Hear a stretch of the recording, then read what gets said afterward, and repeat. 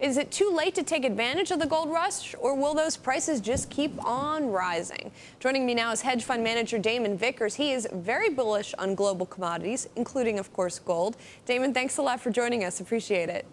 Great joining you, Julie, and good to see you, and congratulations on Thank you very much. The birth of your child. Thanks so much. I appreciate it. So let's talk about gold here. Bill Fleckenstein, as you just heard, saying this isn't going to last. Why do you beg to differ? Well, I don't know if I'd heard that. I mean, I think he said, I don't know that he said that the gold was going to discontinue. I think, didn't he say that the broader market might run into some headwinds the next 3 months? Well, either way, what's going to happen? What's going to happen with gold in the next few months? I mean, nobody knows. Bill doesn't know. I don't know. The trends look extremely positive. You can't argue with that. We had been watching gold. We had talked about it a number of times on Bloomberg about the fact that it kept on coming up against that resistance level and that it broke through. That's reason enough to own it. But, I mean, then we know all the other reasons, meaning the weakness in the dollar, resumption in global demand, and kind of a revigorating economy. Love that Australia news overnight with the lower unemployment and them hiking rates, the first in the G20. We're quite bullish on gold. We are long gold, but our principal exposure is in all the commodities, including oil and gas, and we own some gold in the fund. We would be likely to be accumulating it on weakness. A bull market has broken out, and we feel it's going higher. And Damon, I also want to ask you about sort of the more fundamental area of it too, not just the sort of gold versus dollar trade that a lot of people have looked at. What about new gold projects that are out there? We've seen gold companies pumping a lot of money into them. Isn't that going to mean new supply coming to market? Well, I don't know if there's anything we can do about that. We can't be.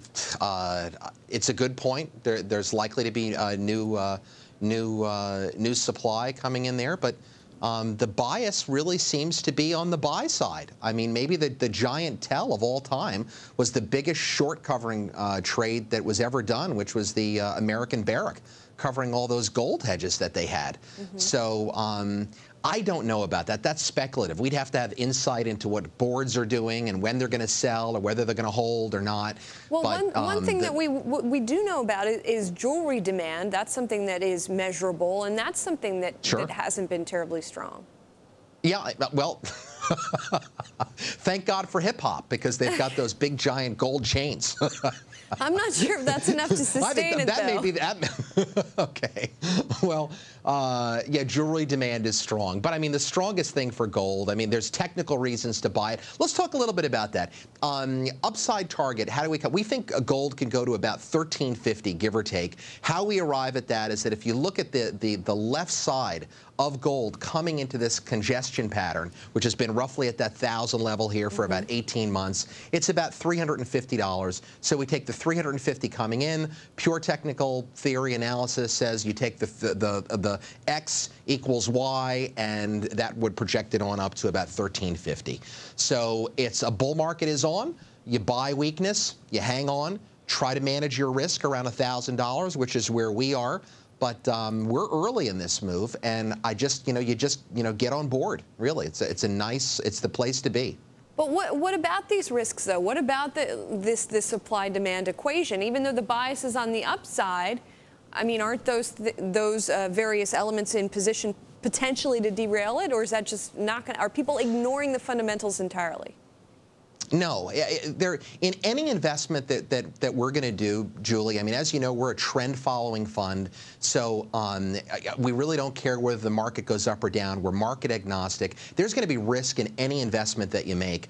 I feel that an asset that has hit a price level not once, not twice, but maybe 6, 7, 8 times, and have finally overcome all the bears, all the sellers, and has broken through, that for us is a time when we feel the risk is largely mitigated, and that's been proven as gold has now broken through 1,000, headed to 1,057.